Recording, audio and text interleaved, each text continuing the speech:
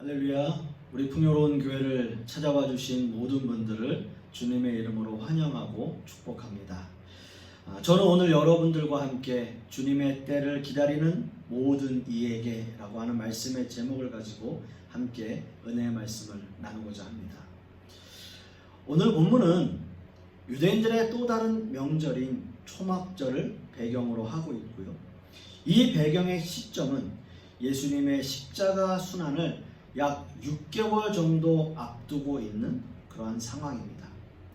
끊임없이 유대인들은 예수님을 죽이려고 혈안이 되어 있었고, 예수님께서는 어떻게든 얼마 남지 않은 시간을 통해서 하나님의 나라를 그리고 천국 복음을 선포하기 위해 노력하고 계셨습니다.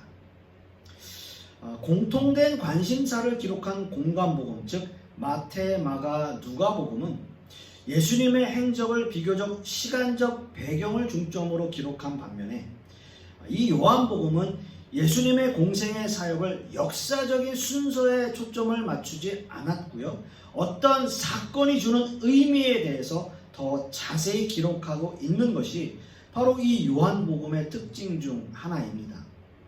예를 들자면 요한복음 6장의 이 오병이어의 사건을 통해서 예수님께서는 진정한 생명의 떡이시다 라고 하는 것을 말씀 전체를 통해서 증거하고 있는 것처럼, 요한복음 7장과 8장, 우리가 오늘 읽은 본문 요한복음 7장과 8장은 초막절이라고 하는 유대인의 명절을 배경에 두고 예수님의 예루살렘 사역을 증거하고 있다라고 하는 것이죠.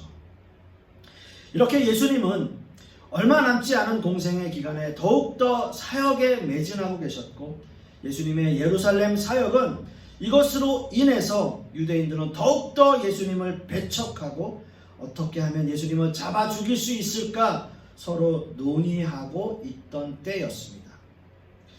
그러나 참 재미있는 것은요, 오늘 본문 말씀을 보시면 그러한 유대인들 가운데에서도 예수님을 메시아로 믿게 되는 사람들이 많이 생겨나고 있다라고 말씀하고 있는 거죠. 사실 요한복음을 제외한 마태, 마가, 누가복음에는 예수님을 배척하는 기사로만 일관하고 있지만, 이 사도 요한은 말씀을 통해서 예수님이 그 신성을 가지신 진정한 메시아이시며 하나님의 아들이심을 더 강조하기 위해서 가급적 이런 증거들을 더 세심하게 기록하고 있는 것입니다. 그래서 요한복음 7장 12절 말씀에도 예수께 대하여 무리 중에서 수군거림이 많아 혹은 좋은 사람이라 하며 혹은 아니라 무리를 미혹하게 한다 하나 라고 쓰여 있습니다. 그리고 또한 요한복음 7장 31절 말씀에도 무리 중에 많은 사람이 예수를 믿고 말하되 그리스도께서 오실지라도 그 행하실 표적이 이 사람의 행한 것보다 더 많으랴 하니 라고 말씀하고 있는 거죠. 그래서 그 유대인들 사이에서도 뭔가 좀 혼란스러워하는 그러한 모습을 볼 수 있는 것입니다. 이러한 모든 내용들은 요한 사도가 의도적으로 예수님이야말로 진정한 우리의 구세주이시고 그리스도이시다 라고 하는 것을 더욱더 드러내기 위한 그러한 기술에서 이 말씀을 보여주고 있다라고 하는 거죠. 물론 예수님을 따르는 사람들이 생긴 건 사실이에요. 그러나 아직도 유대인들은 민족주의적인 입장에서 예수님을 바라보며 자신들을 로마의 압제에서 해방시켜줄 민족 해방자로서 주님을 바라보는 것 뿐이에요. 그리고 또 한 가지는 예수님이 행하신 표적들 때문이었습니다. 이러한 표적은 예수님을 메시아로 증명하기에 충분한 표적들이었습니다. 조금 아까 제가 말씀드린 것처럼 그 유대인들의 말처럼 그리스도께서 오실지라도 그 행하실 표적이 이 사람의 행한 것보다 더 많으랴 라고 말하고 있는 것처럼 말이죠. 그나마 예수님을 믿었던 사람들의 말은 이런 말이었어요. 그런데 오늘 말씀을 보시면 예수님께서 초막절이라고 하는 유대인의 절기에 예루살렘으로 가시는 문제로 인해서 그 형제들과 옥신각신하는 모습이 나오게 됩니다. 예수님의 형제들은 아직까지 예수님을 메시아로 받아들이지 못하고 있습니다. 예수님과 함께 자란 형제들이기에 예수님을 메시아로 받아들이는 것이 쉽지는 않았을 겁니다. 하지만 예수님이 행하신 표적들을 본 그 예수님의 형제들은 예수님이 표적만 다시 한번 보여주신다면 예수님을 떠났던 또 다른 제자들이 돌아올 것이다 라는 생각을 그들은 했던 것 같아요. 그래서 예수님이 많은 사람들이 명절로 모이는 초막절에 예루살렘으로 빨리 올라가시기를 원했던 겁니다. 하지만 이런 예수님의 형제들의 권유는 정말 예수님이 잘 되기를 바라서 라기보다는 예수님의 사역에 대한 불신과 빈정거림이 그 안에 내포되어져 있었던 거죠. 요한복음 7장 5절에 보시면 이는 그 형제들이라도 예수를 믿지 아니함이러라 라고 말씀하고 있기 때문이에요. 결국 예수님의 십자가 사건은 예수님 홀로 외로이 견뎌야 하는 정말 외로운 싸움이었던 것이죠. 모든 사람들의 불신과 외면 속에서도 묵묵히 하나님의 그 사명, 하나님께서 주신 그 사명을 감당해 나가시는 그 예수님의 모습을 우리는 다시 한번 생각해 보게 됩니다. 사랑하는 성도 여러분, 예수님이 홀로 견디셨던 이 외로운 싸움이 저는 왜 지금 이 시대에 대면 예배가 아닌 영상 예배를 드리시는 모든 하나님의 백성들의 싸움으로 오버랩 되는지 모르겠어요. 우리 모두는 지금 힘겨운 싸움을 하고 있습니다. 많은 기독교인들이 함께 예배 드리지 못하면서 오는 여러 가지의 스트레스는 우리 모두의 몫이 되어버렸어요. 지금 우리는 우리의 선배님들이 목숨처럼 지켜왔던 대면 예배가 영상 예배로 대체되는 그것이 너무나 자연스러운 시대에 살고 있습니다. 우리는 언제까지 이 외로운 싸움을 해야 할까요? 저는 오늘 말씀을 통해서 이 외로운 싸움에 대한 답을 찾으시는 저와 여러분들이 되시기를 간절히 소망합니다. 따라서 저는 오늘 이 말씀을 통해서 두 가지의 주제로 은혜의 말씀을 함께 나누기를 원하는데요. 첫째는 주님의 때를 바라보는 세상적인 시각이 있다는 겁니다. 오늘 본문의 말씀 요한복음 7장 6절과 7절의 말씀을 우리가 다시 한번 보겠습니다.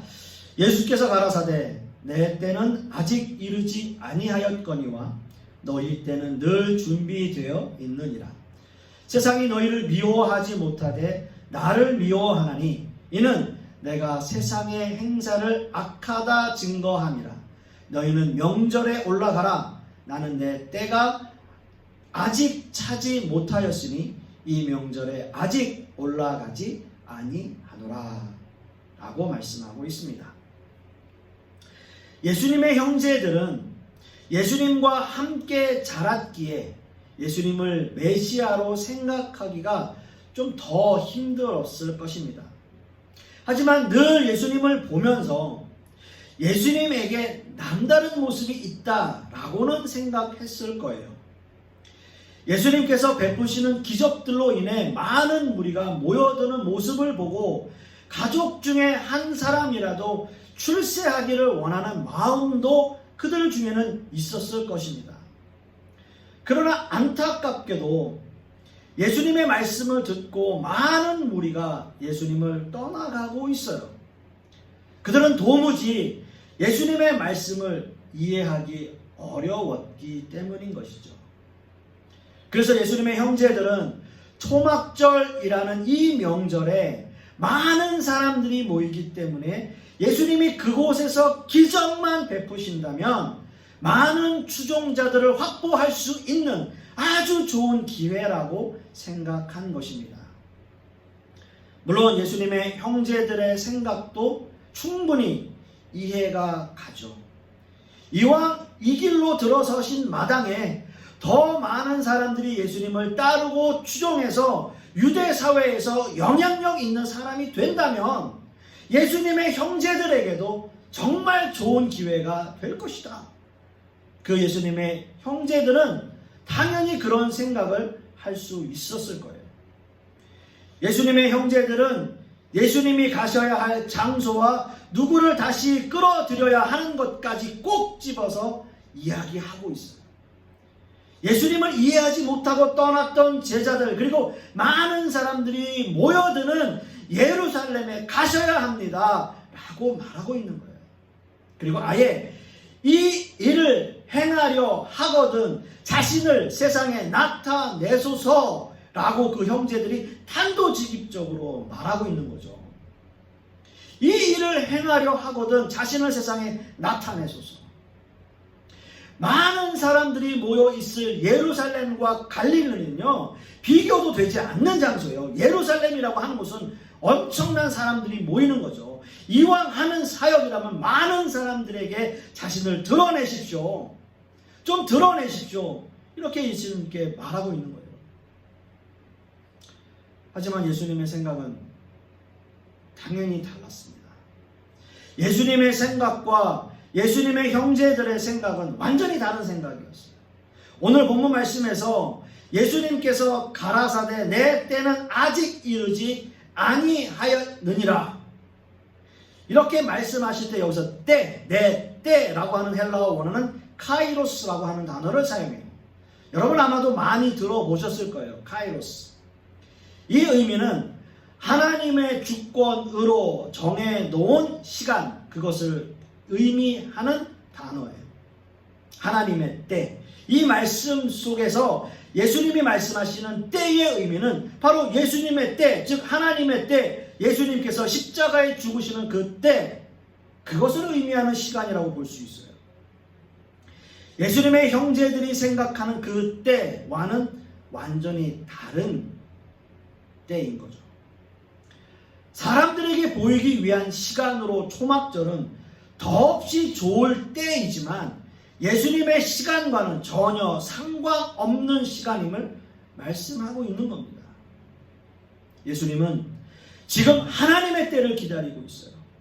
많은 유대인들이 예수님을 잡아 죽이고 싶어 했지만 예수님께서는 늘 그 상황을 벗어나곤 했습니다.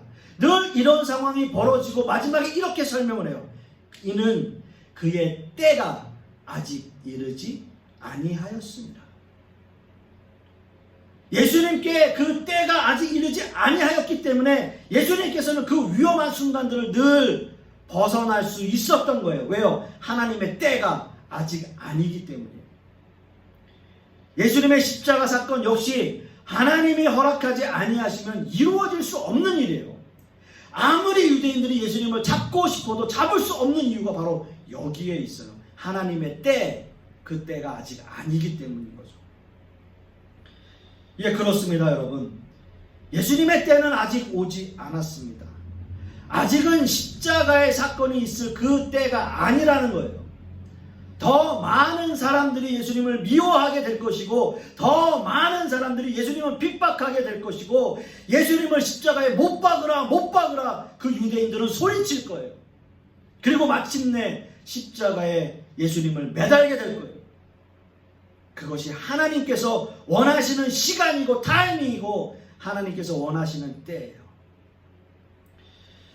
여러분, 세상을 살아가면서 우리에게 참 힘든 일이 많이 있는데 그 힘든 일 중에 한 가지가 과연 뭘까요?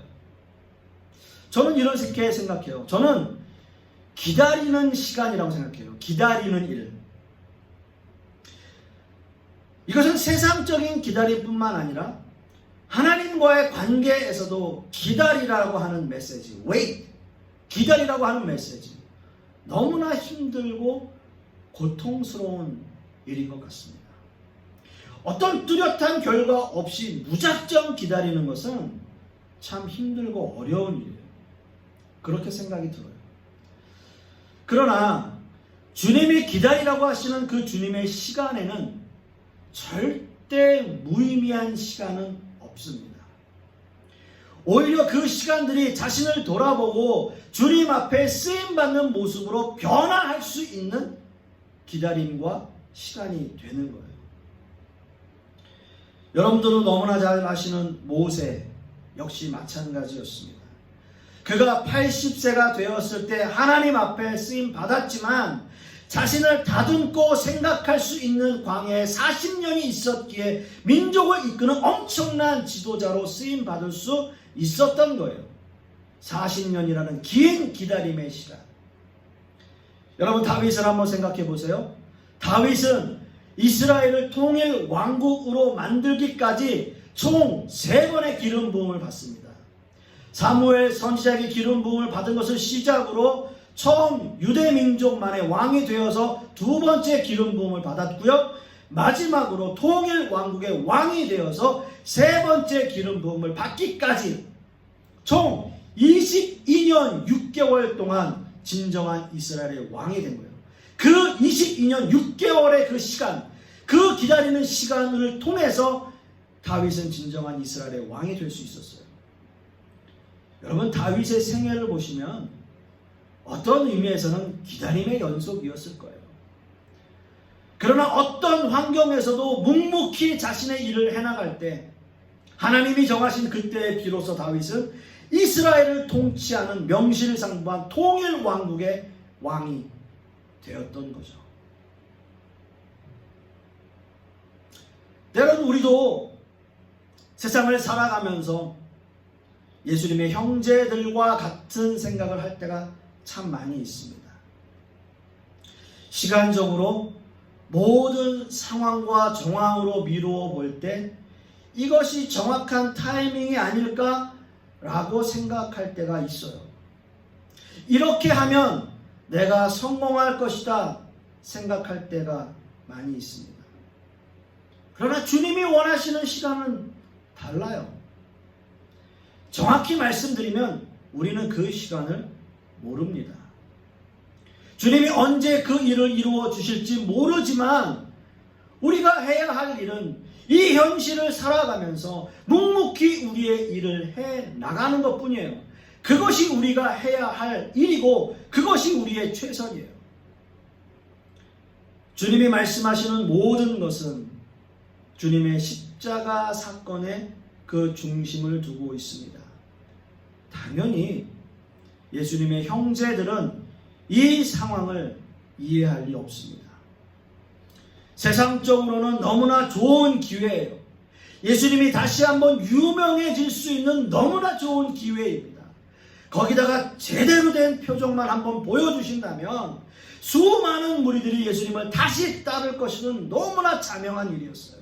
그러나 예수님의 모든 생각은, 모든 것은 십자가의 중심을 두고 있으셨어요.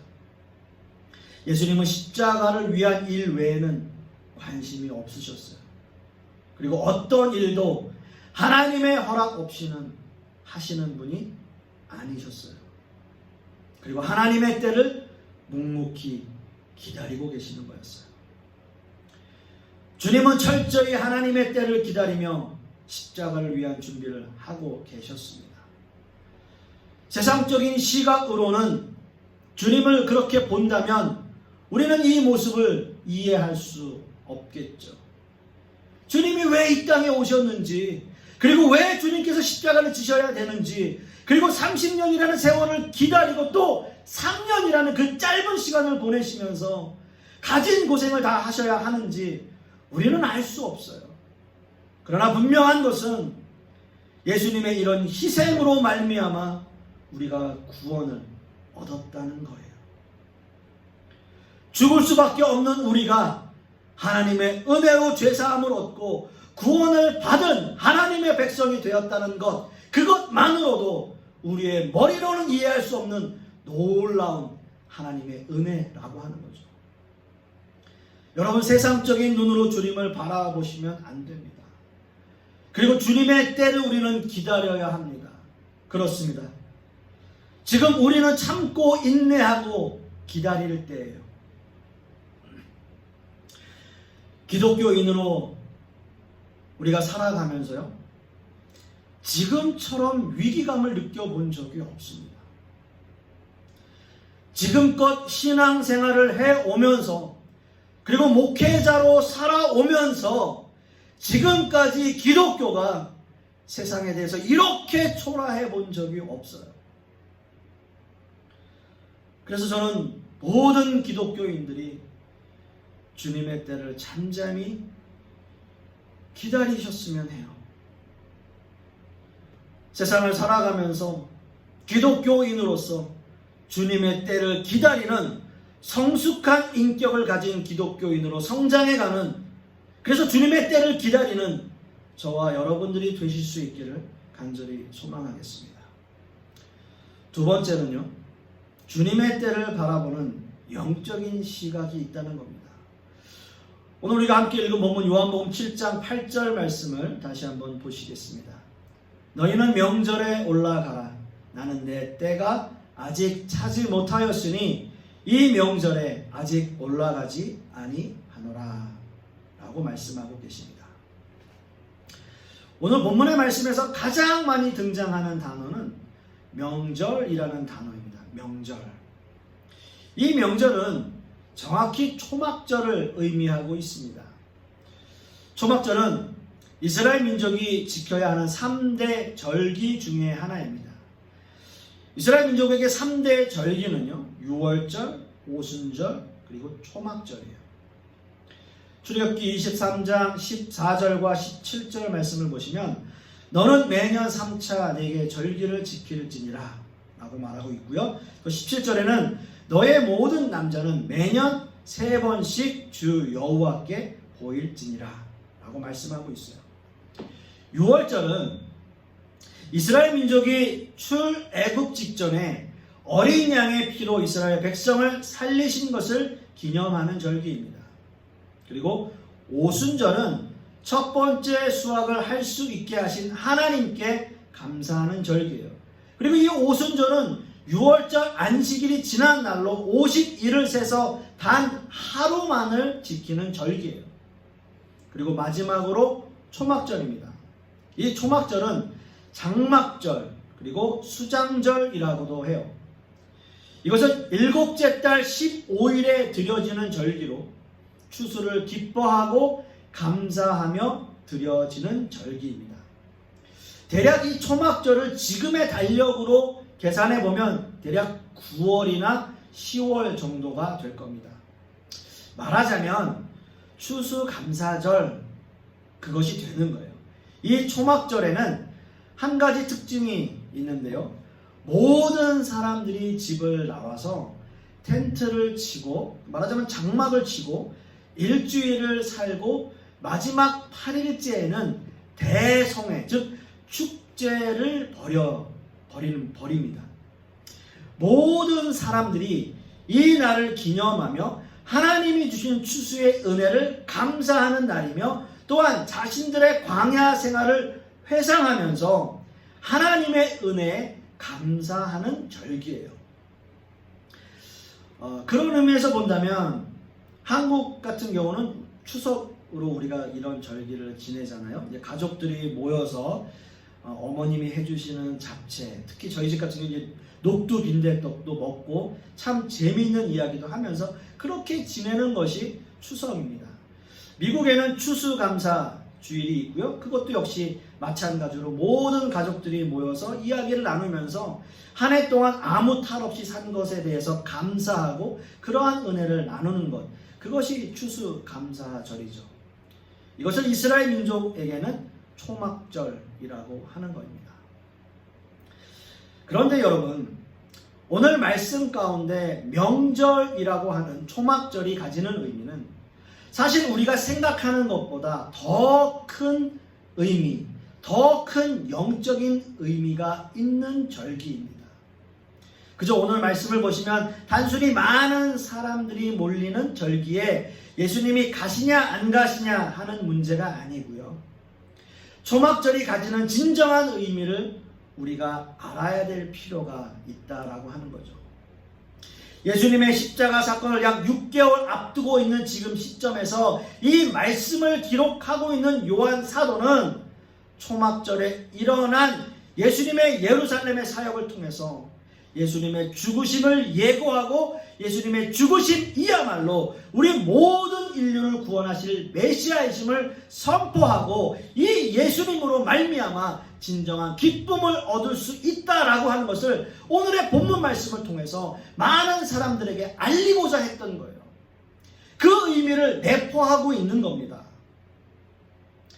그런 의미에서 우리가 초막절을 좀 더 자세히 알아본다면 사실 이 초막절은 유월절을 전제하고 있어요. 즉 유월절을 이해하지 못하면 초막절을 이해할 수 없다라는 거죠. 유월절은 여러분들도 너무나 잘 아시다시피 애굽에서 종살이 하던 이스라엘 민족을 하나님께서 불러내신 것을 기념하는 날이에요. 그 방법은 다름이 아니라 어린 양의 피를 집 좌우 문설주에 바르고 모든 생물의 장자를 죽이는 그 재앙에서 벗어난 것을 기념하는 날인 것입니다. 그런데 출애굽한 이스라엘 민족은 광야에서 첫 해의 유월절을 지내고 더 이상은 그 유월절을 지킬 수가 없었습니다. 왜냐하면 광야 생활에서는 어디에서도 음식을 심고 거둘 수가 없었기 때문이에요. 광야 생활을 하는 동안 만나를 먹었던 이스라엘 민족이 다시 유월절을 지내게 된 것은 여호수아가 여리고를 점령하기 직전 길갈에 진을 쳤을 때입니다.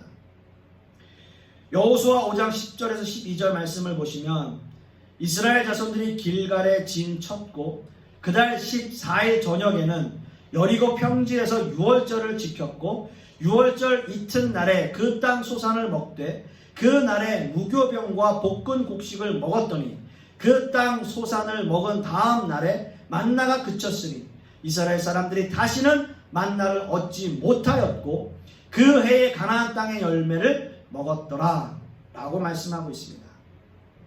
즉 그 땅의 소산을 먹은 날부터 만나도 끊겼고 유월절을 다시 지킬 수 있었고 그 땅의 소산이 있었으므로 초막절도 지킬 수 있게 되었다는 거예요. 초막절은 참 특이하게도요, 다른 절기와 다르게 마지막 8일째에는 모두가 다 대성회로 모이고 함께 축제를 벌이게 되어 있었습니다. 한바탕 신나게 노는 거죠. 한바탕 신나게 노는 거예요. 그런데 여기서 한 가지 문제가 있어요.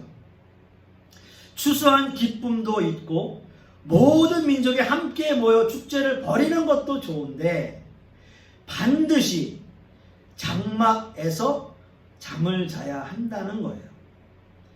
기쁜 축제를 나누고 즐거워야 할 초막절이 잠자리만은 불편하게 자야 된다는 거예요. 잠자리만은 불편하다는 거예요. 여러분 한번 생각해 보십시오.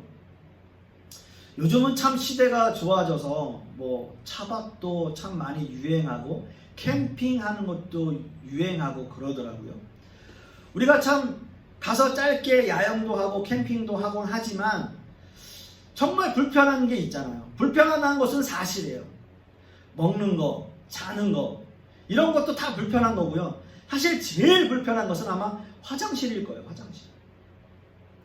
그런데 이렇게 좋은 축제의 날 추수의 기쁨도 있고 한 해 하나님이 베풀어 주신 은혜에 감사하며 축제를 벌이는 그 순간에도 어찌됐든 잠은 장막에서 자야 된다는 거죠.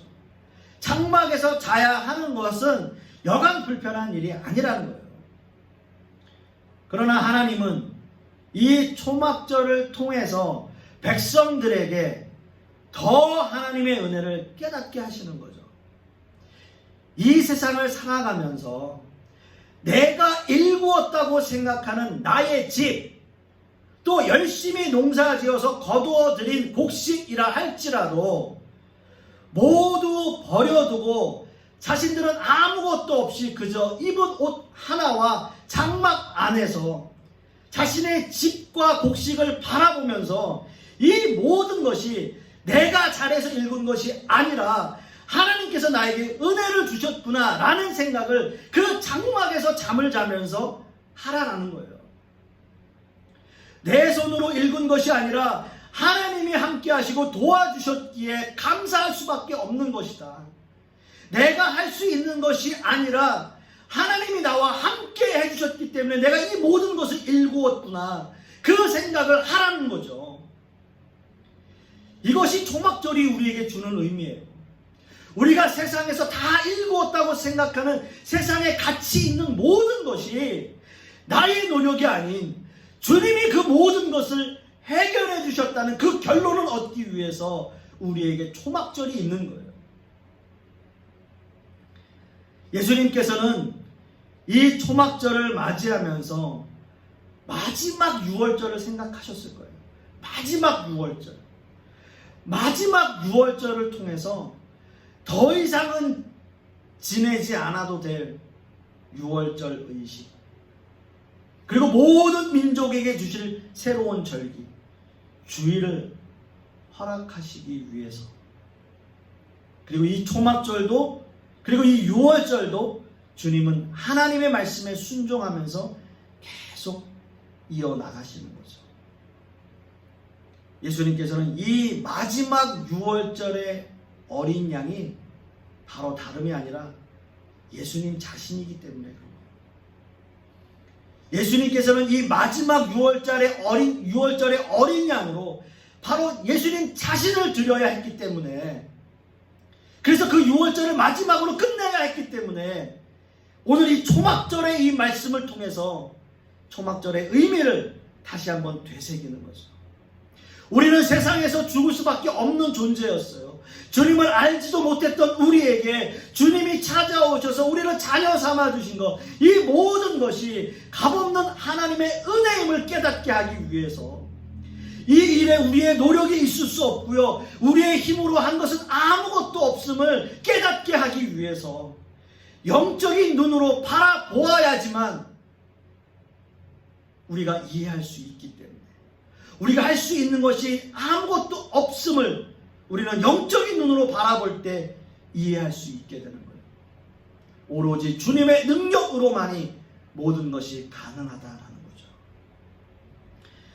6월절을 예비하기 위한 초막절, 그리고 6월절이 없으면 있을 수 없는 초막절, 이 모든 절기는 예수님의 죽으심을 예표하고 있는 것입니다.